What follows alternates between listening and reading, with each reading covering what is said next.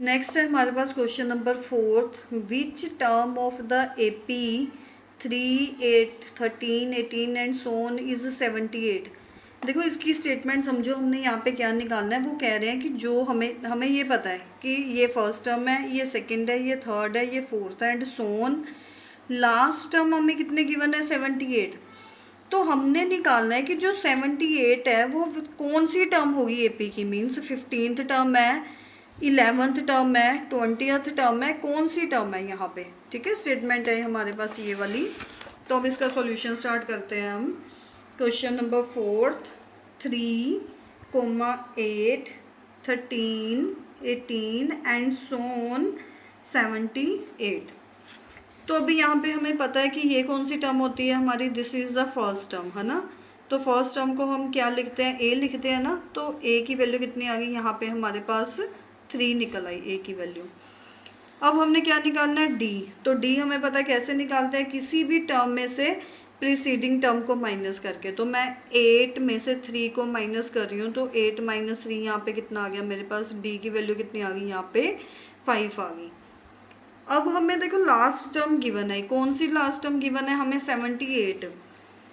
तो अब जब आपने मेरी पिछली वाली वीडियोस देखी होंगी तो उनमें आपने चेक किया होगा एक वीडियो में कि how we can find nth term of AP। मतलब nth टर्म निकालने का हमने एक फॉर्मूला लिखा था, वो क्या था, a प्लस, देखो यहाँ पे n है तो यहाँ पे n में से एक कम कर दो। कम करने का मतलब कि n में से 1 को हमने माइनस कर देना है।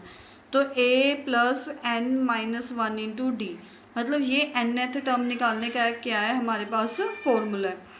तो यहाँ पे हम मान के चल रहे हैं कि जो nth term means last term हमें गिवन है वो कौन सी है हमारे पास 78। तो मैंने इसकी जगह पे 78 लिख दिया। इक्वल्स टू a कितना है 3, n हमें नहीं पता तो n ही तो हमने निकालना है। मीन्स ये वाली जो टर्म है वो कौन से नंबर पे होगी। तो n को हमने एज इट इज़ लिख दिया -1। डी कितना था यहाँ पे हमारे पास 5। सो 78 इज इक्वल्स टू 3 प्लस, अब 5 इन दोनों टर्म से मल्टीप्लाई कर दो। 5 इंटू एन कितना बन गया 5n, 5 इंटू -1 ये कितना बन गया यहाँ पे -5। 78, अब देखो ये एक जैसी टर्म है 3 - 5। तो जब इसको सॉल्व करेंगे तो सॉल्व करके कितना बन जाएगा हमारे पास -2 बन जाएगा। तो -2, इसको कुछ नहीं करना, क्यों, क्योंकि इसके साथ n मल्टीप्लाई हो रहा है। तो 5n को हमने क्या कर दिया, एज इट इज़ लिख दिया। 78, अब -2 को जब इधर लेफ्ट हैंड साइड में लेके आएंगे तो क्या बन जाएगा, प्लस का 2 इज इक्वल्स टू 5n।